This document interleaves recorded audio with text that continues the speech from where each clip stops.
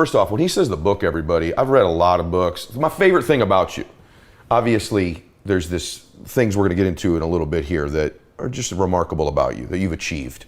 Actually, I don't think are remarkable about you. I think you found remarkable spaces in your own mind that other people could also find. Right. But I think it's remarkable you found them given these circumstances. Well said. But the book that he's referring to, guys, is Can't Hurt Me. And when you read this book, everybody, I'm telling you, these stories like he's telling them now, they jump. Like, I read the whole book in one day. Wow. And the reason is because I was so fascinated with you in the first place. But I think it's almost like a documentary into what can build somebody like you. But for me, people that are listening to this, especially you young people that are listening to it, and I know some of the language is strong, but I just want y'all to understand something. No matter what you're going through right now, whether you're 7 years old or 77 years old, those things don't define you. This man, what you're about to hear, is incredible what he's turned himself into, from a dad who was in those conditions to, I think your mom was great, right? But you've sort of said mom wasn't ever again completely herself after those situations, No. right? Then he goes into school, has a learning disability, he's behind because he wasn't going to school. Kind of starts just lying and cheating to get his way through school. Stuttered bad. Like this. My elementary years, I stuttered so bad. I had these white splotches all over my skin. I had patches of hair falling out of my head. Out of stress? Stressed. I was so stressed out from my childhood, and then now I'm in this situation where I'm like, God, man, I'm dumb. I'm not smart, and now I'm like this black kid amongst all these white people, and it just made me feel just fucked up. And my mom was working 3 jobs. We lived in a $7 a month place. She was never home, and I was like, but I didn't want to put my troubles on my mom. Before that, my soon-to-be stepdad got murdered. One incident that really shocked my mind was it was Christmas. So picture everything I talked about. This is my 7th grade year. We're about to go out for so Christmas break's about to happen. And so here we are. We had elementary to junior high that rode our bus. And we pull up in front of the junior high school, and the bus lets out. But not yet.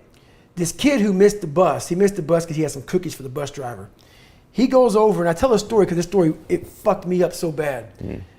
And this kid, mom brought him to school, and I see them pull up. I'm in the back of the bus, and I'm in the very back, right by the back wheel, facing the parking lot. The parking lot is probably 20 feet wide, and 15 buses are lined up, and we all open the bus doors at the same time we all get out. So the kid, I see him, the mom yells over, "You forgot something." He obviously forgot the cookies. He goes back, gets the cookies. I look forward, the bus moves forward maybe this much. Next thing I know, I'm hearing this lady screaming, top of her lungs, pulling like at her hair, this yanking at her hair, this screaming bloody murder. And I'm looking over at the same lady that called her little boy, I'm like, what the hell? And she's looking down under my tire. And so I see these things on my window, and I don't know what they were, but they were like little splots. Oh, God. So you know how the old bus school, the buses have little things you push in, you pull the window down. I push them in, I look down, I'm looking at her, and her face, her eyes are looking right down underneath my tire.